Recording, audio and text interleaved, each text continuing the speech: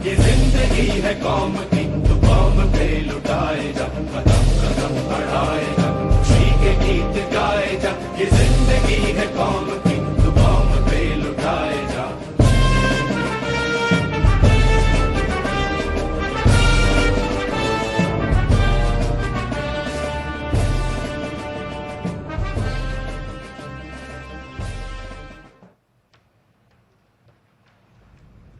बहुत बहुत धन्यवाद माननीय आपका। नेताजी सुभाष चंद्र बोस की प्रेरणा से पराक्रमी भारत न पराजित हुआ है, न झुका है, न रुका है। माननीय प्रधानमंत्री जी कहते हैं कि हमें बलिदानियों, स्वतंत्रता सेनानियों की तरह देश के लिए मरने का अवसर चाहे न मिला हो, लेकिन हम देश के लिए जीकर तो दिखा सकते हैं। आज उन व्यक्तियों या संगठनों को पुरस्कृत किया जाएगा जो आपदाओं के कारण मानव पीड़ा को कम करने के लिए निस्वार्थ भाव से परिश्रम पूर्वक काम कर रहे हैं। हम माननीय प्रधानमंत्री जी से विनम्र अनुनय करते हैं कि कृपया सुभाष चंद्र बोस आपदा प्रबंधन पुरस्कार अपने कर कमलों द्वारा प्रदान करें। 2019 के लिए ये पुरस्कार दिया जा रहा है 8वीं बटालियन एनडीआरएफ। पुरस्कार ग्रहण कर रहे हैं श्री पीके तिवारी। 8वीं बटालियन एनडीआरएफ ने 2009 से 2018 तक 310 से ज्यादा आपदा बचाव अभियान के जरिए 14,465 मानव जीवन की रक्षा की, 10 लाख लोगों को कैपेसिटी बिल्डिंग, अवेयरनेस तथा ट्रेनिंग प्रोग्राम से जोड़ा। 2020 के लिए ये पुरस्कार दिया जा रहा है श्री के सिंह, पूर्व डीजी सीआईएसएफ। आपने 3 टियर डिजास्टर रिस्पांस मैकेनिज्म के निर्माण की नींव रखी। आपदा प्रबंधन के सभी चरणों में सिविल डिफेंस के एक्टिव पार्टिसिपेशन की परिकल्पना को भी आपने प्रतिपादित किया।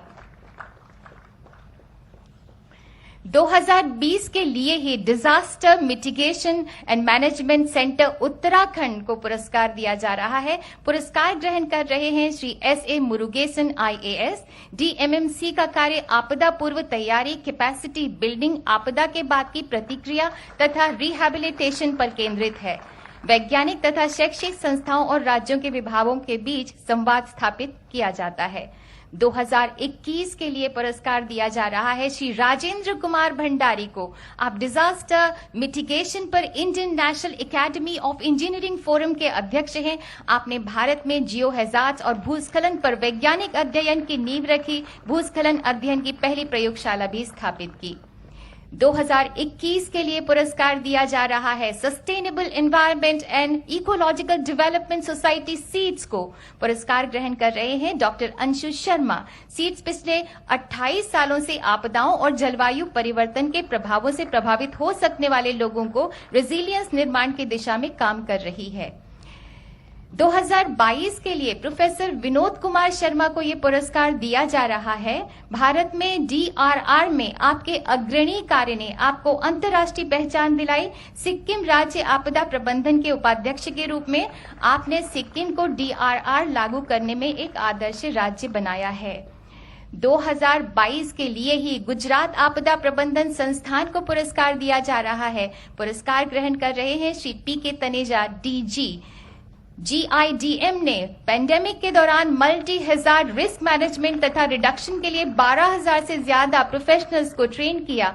फायर से संबंधित पोर्टल, कोविड से संबंधित मोबाइल ऐप भी विकसित किया। बहुत बहुत धन्यवाद माननीय आपका और सभी पुरस्कार विजेताओं को हार्दिक बधाई।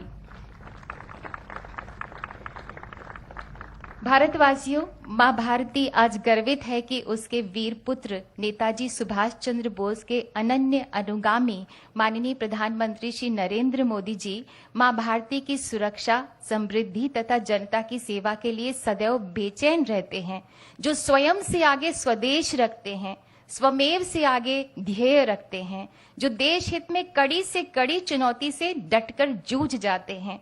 माननीय प्रधानमंत्री जी के नेतृत्व में आजाद हिंद फौज का वो तराना आज शब्दशः चरितार्थ हो रहा है। शुभ सुख चैन की बरखा बरसे, भारत भाग है जागा, सूरज बनकर जग पर चमके, भारत नाम सुभागा। माननीय प्रधानमंत्री जी से हमारा विनम्र अनुरोध है कि कृपया हम सबको प्रेरणा ज्योति से रोशन करें।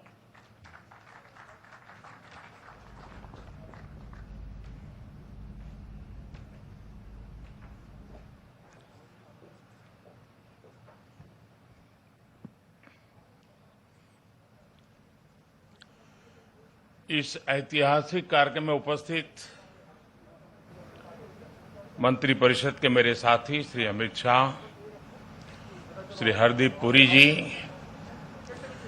मंत्रिमंडल के अन्य सदस्य, आईएन के सभी ट्रस्टी, एनडीएमए के सभी सदस्यगण, jury members, NDRF, coast guards और आईएमडी के डायरेक्टर जनरल, आपदा प्रबंधन पुरस्कारों के सभी विजेता साथी, अन्य सभी महानुभाव, भाइयों और बहनों,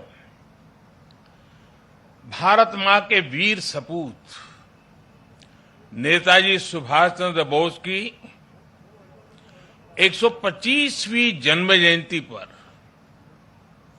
पूरे देश की तरफ से मैं आज कोटि कोटि नमन करता हूं।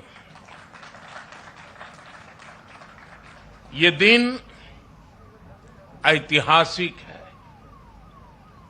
ये कालखंड भी ऐतिहासिक है और ये स्थान जहां हम सभी एकत्रित हैं वो भी ऐतिहासिक है। भारत के लोकतंत्र की प्रतीक हमारी संसद पास में है, हमारी क्रियाशीलता और लोकनिष्ठा के प्रतीक अनेक भवन भी हमारे साथ पास में नजर आ रहे हैं, हमारे वीर शहीदों को समर्पित नेशनल वॉर मेमोरियल भी पास है। इन सब के आलोक में आज हम इंडिया गेट पर अमृत महोत्सव मना रहे हैं और नेताजी सुभाष चंद्र बोस को आदरपूर्वक श्रद्धांजलि दे रहे हैं। नेताजी सुभाष जिन्होंने हमें स्वाधीन और संप्रभु भारत का विश्वास दिलाया था, जिन्होंने बड़े गर्व के साथ, बड़े आत्मविश्वास के साथ, बड़े साहस के साथ अंग्रेजी सत्ता के सामने कहा था, मैं स्वतंत्रता की भीख नहीं लूंगा, मैं स्वतंत्रता की भीख नहीं लूंगा, मैं इसे हासिल करूंगा। जिन्होंने भारत की धरती पर पहली आजाद सरकार को स्थापित किया था, हमारे उन नेताजी की भव्य प्रतिमा आज डिजिटल स्वरूप में इंडिया गेट के समीप स्थापित हो रही है। जल्द ही इस होलोग्राम प्रतिमा के स्थान पर ग्रेनाइट की विशाल प्रतिमा भी लगेगी। ये प्रतिमा आजादी के महानायक को कृतज्ञ राष्ट्र की श्रद्धांजलि है। नेताजी सुभाष की ये प्रतिमा हमारी लोकतांत्रिक संस्थाओं को, हमारे पीढ़ियों को राष्ट्रीय कर्तव्य का बोध कराएगी, आने वाली पीढ़ियों को, वर्तमान पीढ़ी को निरंतर प्रेरणा देती रहेगी। साथियों, पिछले साल से देश ने नेताजी की जयंती को पराक्रम दिवस के रूप में मनाना शुरू किया है। आज पराक्रम दिवस के अवसर पर सुभाष चंद्र बोस आपदा प्रबंधन पुरस्कार भी दिए गए हैं। नेताजी के जीवन से प्रेरणा लेकर ही इन पुरस्कारों को देने की घोषणा की गई थी। साल 2019 से 2022 तक उस समय के सभी विजेताओं, सभी व्यक्तियों, सभी संस्थाओं को जिन्हें आज सम्मान का अवसर मिला है, उन सबको भी मैं बहुत बहुत बधाई देता हूं। साथियों, हमारे देश में आपदा प्रबंधन को लेकर जिस तरह का रवैया रहा था, उस पर एक कहावत बहुत सटीक बैठती है। जब प्यास लगी तो कुआं खोदना। और जिस मैं काशी क्षेत्र से आता हूं, वहां तो एक और भी कहावत है। वो कहते हैं, भोज गड़ी कोहड़ा रोपे। यानी जब भोज का समय आ गया तो कोहड़े की सब्जी उगाने लगना। यानी जब आपदा सिर पर आ जाती थी तो उससे बचने के उपाय खोजे जाते थे। इतना ही नहीं, एक और हैरान करने वाली व्यवस्था थी जिसके बारे में कम ही लोगों को पता है। हमारे देश में वर्षों तक आपदा का विषय एग्रीकल्चर डिपार्टमेंट के पास रहा था। इसका मूल कारण यह था कि बाढ़, अतिवृष्टि, ओले गिरना, ऐसी जो स्थितियां पैदा होती थी, उसे निपटने का जिम्मा, उसका संबंध कृषि मंत्रालय से आता था। देश में आपदा प्रबंधन ऐसे ही चलता रहता था। लेकिन 2001 में गुजरात में भूकंप आने के बाद जो कुछ हुआ, देश को नए सिरे से सोचने के लिए मजबूर किया। और उसने आपदा प्रबंधन के मायने बदल दिए। हमने तमाम विभागों और मंत्रालयों को राहत और बचाव के काम में झोंक दिया। उस समय के जो अनुभव थे, उनसे सीखते हुए ही 2003 में Gujarat state disaster management act बनाया गया। आपदा से निपटने के लिए गुजरात इस तरह का कानून बनाने वाला देश का पहला राज्य बना। बाद में केंद्र सरकार ने गुजरात के कानून से सबक लेते हुए 2005 में पूरे देश के लिए ऐसा ही डिजास्टर मैनेजमेंट एक्ट बनाया।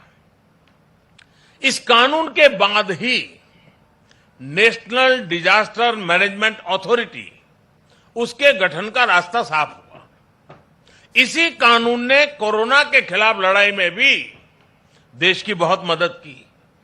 साथियों, डिजास्टर मैनेजमेंट को प्रभावी बनाने के लिए 2014 के बाद से हमारे सरकार ने राष्ट्रीय स्तर पर चौतरफा काम किया है।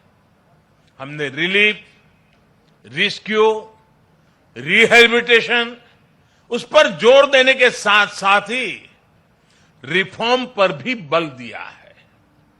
हमने एनडीआरएफ को मजबूत किया, उसका आधुनिकीकरण किया, देश भर में उसका विस्तार किया।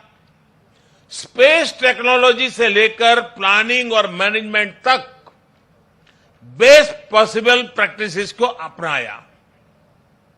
हमारे एनडीआरएफ के साथ ही सभी राज्यों के एसडीआरएफ्स और सुरक्षा बलों के जवान अपनी जान की बाजी लगाकर एक एक जीवन को बचाते हैं। इसलिए आज ये पल इस प्रकार से जान की बाजी लगाने वाले, औरों की जिंदगी बचाने के लिए खुद की जिंदगी का दांव लगाने वाले, चाहे वो एनडीआरएफ के लोग हो, चाहे एसडीआरएफ के लोग हो, हमारे सुरक्षा बलों के साथी हो, ये सब के सब उनके प्रति आज आभार व्यक्त करने का, उनको सैल्यूट करने का ये वक्त है। साथियों, अगर हम अपनी व्यवस्थाओं को मजबूत करते चलें तो आपदा से निपटने की क्षमता दिनों दिन बढ़ती चली जाती है। मैं इसी कोरोना काल के 1-2 वर्ष की बात करूं तो इस महामारी के बीच भी देश के सामने नई आपदाएं आकर खड़ी हो गई। एक तरफ कोरोना से तो लड़ाई लड़ी रहे थे, अनेक जगहों पर भूकंप आए, कितने ही क्षेत्रों में बाढ़ आई, उड़ीसा, पश्चिम बंगाल समेत पूर्वी तटों पर साइक्लोन आए, गोवा, महाराष्ट्र, गुजरात, पश्चिमी तटों पर भी साइक्लोन आए। पहले एक एक साइक्लोन में सैकड़ों लोगों की मृत्यु हो जाती थी, लेकिन इस बार ऐसा नहीं हुआ। देश ने हर चुनौती का जवाब एक नई ताकत से दिया। इसी वजह से इन आपदाओं में हम ज्यादा से ज्यादा जीवन बचाने में सफल रहे। आज बड़ी बड़ी अंतर्राष्ट्रीय एजेंसियां भारत के इस सामर्थ्य, भारत में आए इस बदलाव की सराहना कर रही है। आज देश में एक ऐसा end to end cyclone response system है जिसमें केंद्र, राज्य, स्थानीय प्रशासन और सभी एजेंसियां एक साथ मिलकर के काम करती हैं। बाढ़, सूखा, साइक्लोन, इन सभी आपदाओं के लिए वार्निंग सिस्टम में सुधार किया गया है। डिजास्टर रिस्क एनालिसिस के लिए एडवांस टूल्स बनाए गए हैं। राज्यों की मदद से अलग अलग क्षेत्रों के लिए डिजास्टर रिस्क मैप्स बनाए गए हैं। इसका लाभ सभी राज्यों को, सभी स्टेक होल्डर्स को मिल रहा है। और सबसे महत्वपूर्ण, डिजास्टर मैनेजमेंट, आपदा प्रबंधन आज देश में जन भागीदारी और जन विश्वास का विषय बन गया है। मुझे बताया गया है कि एनडीएमए की आपदा मित्र जैसी स्कीम से युवा आगे आ रहे हैं, आपदा मित्र के रूप में जिम्मेवारियां उठा रहे हैं, यानी जन भागीदारी बढ़ रही है। कहीं कोई आपदा आती है तो लोग विक्टिम नहीं रहते, वो वॉलेंटियर्स बनकर आपदा का मुकाबला करते हैं। यानी आपदा प्रबंधन अब एक सरकारी काम भर नहीं है, बल्कि ये सबका प्रयास का एक मॉडल बन गया है। और साथियों, जब मैं सबका प्रयास की बात करता हूं तो इसमें हर क्षेत्र में हो रहा है प्रयास, एक होलिस्टिक अप्रोच भी शामिल है। आपदा प्रबंधन को प्राथमिकता देते हुए हमने अपने एजुकेशन सिस्टम में भी कई सारे बदलाव किए हैं। जो सिविल इंजीनियरिंग के कोर्सेज होते हैं, आर्किटेक्चर से जुड़े कोर्सेज होते हैं, उसके पाठ्यक्रम में डिजास्टर मैनेजमेंट से जोड़ा, इंफ्रास्ट्रक्चर की रचना कैसी हो, उस विषयों को जोड़ना, ये सारे काम प्रयासरत हैं। सरकार ने डैम फेलियर की स्थिति से निपटने के लिए डैम सेफ्टी कानून भी बनाया है। साथियों, दुनिया में जब भी कोई आपदा आती है तो इसमें लोगों की दुखद मृत्यु की चर्चा होती है। कि इतने लोग मृत्यु हो गई, इतना ये हो गया, इतने लोगों को हटाया गया। आर्थिक नुकसान भी बहुत होता है, उसकी भी चर्चा की जाती है। लेकिन आपदा में जो इंफ्रास्ट्रक्चर का नुकसान होता है वो कल्पना से परे होता है। इसलिए ये बहुत आवश्यक है कि आज के समय में इंफ्रास्ट्रक्चर का निर्माण ऐसा हो जो आपदा में भी टिक सके, उसका सामना कर सके। भारत आज इस दिशा में भी तेजी से काम कर रहा है। जिन क्षेत्रों में भूकंप, बाढ़ या साइक्लोन का खतरा ज्यादा रहता है, वहां पर पीएम आवास योजना के तहत बन रहे घरों में भी इसका ध्यान रखा जाता है। उत्तराखंड में जो 4 धाम महापरियोजना का काम चल रहा है, उसमें भी आपदा प्रबंधन का ध्यान रखा गया है। उत्तर प्रदेश में जो नए एक्सप्रेस वे बन रहे हैं, उनमें भी आपदा प्रबंधन से जुड़ी बारीकियों को प्राथमिकता दी गई है। आपात स्थिति में एक्सप्रेस वे विमान उतरने के काम आ सके, इसका भी प्रावधान किया गया है। यही नए भारत का विजन है, नए भारत के सोचने का तरीका है। साथियों, डिजास्टर रेजिलिएंट इंफ्रास्ट्रक्चर की इसी सोच के साथ भारत ने दुनिया को भी एक बहुत बड़ी संस्था का विचार दिया है, उपहार दिया है। यह संस्था है CDRI, coalition for disaster resilient infrastructure. Bharat की इस पहल में ब्रिटेन हमारा प्रमुख साथी बना है और आज दुनिया के 35 देश इससे जुड़ चुके हैं। दुनिया के अलग अलग देशों के बीच में, सेनाओं के बीच में हमने ज्वाइंट मिलिट्री एक्सरसाइज बहुत देखी है, पुरानी परंपरा है, उसकी चर्चा भी होती है। लेकिन भारत ने पहली बार डिजास्टर मैनेजमेंट के लिए ज्वाइंट ड्रिल की परंपरा शुरू की है। कई देशों में मुश्किल समय में हमारी डिजास्टर मैनेजमेंट से जुड़ी एजेंसियों ने अपनी सेवाएं दी हैं, मानवता के प्रति अपने कर्तव्य का निर्वाह किया है। जब नेपाल में भूकंप आया, इतनी बड़ी तबाही मची, तो भारत एक मित्र देश के रूप में उस दुख को बांटने के लिए जरा भी देरी नहीं की थी। हमारे एनडीआरएफ के जवान वहां तुरंत पहुंच गए थे। डिजास्टर मैनेजमेंट का भारत का अनुभव सिर्फ हमारे लिए नहीं, बल्कि पूरी मानवता के लिए है। आप सभी को याद होगा, 2017 में भारत ने साउथ एशिया जियो स्टेशनरी कम्युनिकेशन सैटेलाइट को लॉन्च किया था। वेदर और कम्युनिकेशन के क्षेत्र में उसका लाभ हमारे दक्षिण एशिया के मित्र देश को मिल रहा है। साथियों, परिस्थितियां कैसी भी हो, अगर हम में हौसला है तो हम आपदा को भी अवसर में बदल सकते हैं।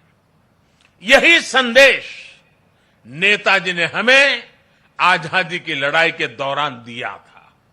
नेताजी कहते थे, कभी भी स्वतंत्र भारत के सपने का विश्वास मत खोना। दुनिया की कोई ताकत नहीं है जो भारत को झकझोर सके। आज हमारे सामने आजाद भारत के सपनों को पूरा करने के लक्ष्य हैं। हमारे सामने आजादी के 100वें साल से पहले, 2047 के पहले नए भारत के निर्माण का लक्ष्य है। और नेताजी को देश पर जो विश्वास था, जो भाव नेताजी के दिल में उभरते थे, और उनके इन भावों के कारण मैं कह सकता हूं कि दुनिया की कोई ताकत नहीं है जो भारत को इस लक्ष्य तक पहुंचने से रोक सके। हमारी सफलताएं हमारी संकल्प शक्ति का सबूत है, लेकिन ये यात्रा अभी लंबी है। हमें अभी कई शिखर और पार करने हैं। इसके लिए जरूरी है हमें देश के इतिहास का हजारों सालों की यात्रा में इसे आकार देने वाले तप, त्याग और बलिदानों का बोध रहे। भाई और बहनों, आजादी के अमृत महोत्सव का संकल्प है कि भारत अपनी पहचान और प्रेरणाओं को पुनर्जीवित करेगा। ये दुर्भाग्य रहा कि आजादी के बाद देश की संस्कृति और संस्कारों के साथ ही अनेक महान व्यक्तित्वों के योगदान को मिटाने का काम किया गया। स्वाधीनता संग्राम में लाखों लाख देशवासियों की तपस्या शामिल थी, लेकिन उनके इतिहास को भी सीमित करने की कोशिश हुई। लेकिन आज आजादी के दशकों बाद देश उन गलतियों को डंके की चोट पर सुधार रहा है, ठीक कर रहा है। आप देखिए, बाबा साहब आंबेडकर से जुड़े पंच तीर्थों को देश उनकी गरिमा के अनुरूप विकसित कर रहा है। स्टैच्यू ऑफ यूनिटी आज पूरी दुनिया में सरदार वल्लभ भाई पटेल के यशगान की तीर्थ बन गई है। भगवान बिरसा मुंडा की जयंती को जनजातीय गौरव दिवस के रूप में मनाने की शुरुआत भी हम सब ने कर दी है। आदिवासी समाज के योगदान और इतिहास को सामने लाने के लिए अलग अलग राज्यों में आदिवासी म्यूजियम्स बनाए जा रहे हैं और नेताजी सुभाष चंद्र बोस के जीवन से जुड़ी हर विरासत को भी देश पूरे गौरव से संजो रहा है। नेताजी द्वारा अंडमान में तिरंगा लहराने की 75वीं वर्षगांठ पर अंडमान के एक द्वीप का नाम उनके नाम पर रखा गया है। अभी दिसंबर में ही अंडमान में एक विशेष संकल्प स्मारक नेताजी सुभाष चंद्र बोस के लिए समर्पित की गई है। ये स्मारक नेताजी के साथ साथ इंडियन नेशनल आर्मी के उन जवानों के लिए भी एक श्रद्धांजलि है जिन्होंने आजादी के लिए अपना सर्वस्व न्योछावर कर दिया था। ये मेरा सौभाग्य है कि पिछले वर्ष आज के ही दिन मुझे कोलकाता में नेताजी के पैतृक आवास भी जाने का अवसर मिला था। जिस प्रकार से वो कोलकाता से निकले थे, जिस कमरे में बैठकर वो पढ़ते थे, उनके घर की सीढ़ियां, उनके घर की दीवारें, उनके दर्शन करना, वो अनुभव शब्दों से परे है। साथियों, मैं 21 अक्टूबर 2018 का वो दिन भी नहीं भूल सकता जब आजाद हिंद सरकार के 75 वर्ष हुए थे। लाल किले में हुए विशेष समारोह में मैंने आजाद हिंद की कैप पहनकर तिरंगा फहराया था। वो पल अद्भुत था, वो पल अविस्मरणीय है। मुझे खुशी है कि लाल किले में ही आजाद हिंद फौज से जुड़े एक स्मारक पर भी काम किया जा रहा है। 2019 में 26 जनवरी की परेड में आजाद हिंद फौज के पूर्व सैनिकों को देखकर मन जितना प्रफुल्लित हुआ, वो भी मेरी अनमोल स्मृति है। और इससे भी मैं अपना सौभाग्य मानता हूं कि हमारी सरकार को नेताजी से जुड़ी फाइलों को सार्वजनिक करने का अवसर मिला। साथियों, नेताजी सुभाष कुछ ठान लेते थे तो फिर उन्हें कोई ताकत रोक नहीं सकती थी। हमें नेताजी सुभाष की can do, will do spirit से प्रेरणा लेते हुए आगे बढ़ना है। वो ये जानते थे, तभी ये बात हमेशा कहते थे, भारत में राष्ट्रवाद ने ऐसी सृजनात्मक शक्ति का संचार किया है जो सदियों से लोगों के अंदर सोई पड़ी थी। हमें राष्ट्रवाद भी जिंदा रखना है, हमें सृजन भी करना है और राष्ट्र चेतना को जागृत भी रखना है। मुझे विश्वास है कि हम मिलकर भारत को नेताजी सुभाष के सपनों का भारत बनाने में सफल होंगे। आप सभी को एक बार फिर पराक्रम दिवस की बहुत बहुत शुभकामनाएं देता हूं और मैं आज एनडीआरएफ, एसडीआरएफ के लोगों को भी विशेष रूप से बधाई देता हूं, क्योंकि बहुत छोटे कालखंड में उन्होंने अपनी एक पहचान बना दी है। आज कहीं पर भी आपदा हो या आपदा के संबंधित संभावनाओं की खबरें हो, साइक्लोन जैसी, और जब एनडीआरएफ के जवान यूनिफॉर्म में दिखते हैं, सामान्य मानवी को एक भरोसा हो जाता है कि अब मदद पहुंच गई। इतने कम समय में किसी संस्था और इसके यूनिफॉर्म की पहचान बनना, यानी जैसे हमारे देश में कोई तकलीफ हो और सेना के जवान आ जाएं, तो सामान्य मानवी को संतोष हो जाता है, भाई बस अब ये लोग आ गए हैं। वैसा ही आज एनडीआरएफ और एसडीआरएफ के जवानों ने अपने पराक्रम से ये करके दिखाया है।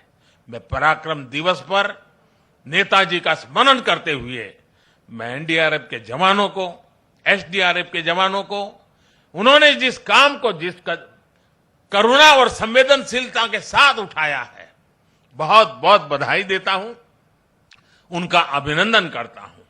मैं जानता हूं इस आपदा प्रबंधन के काम में इस क्षेत्र में काम करने वाले कईयों ने अपने जीवन भी बलिदान दिए हैं।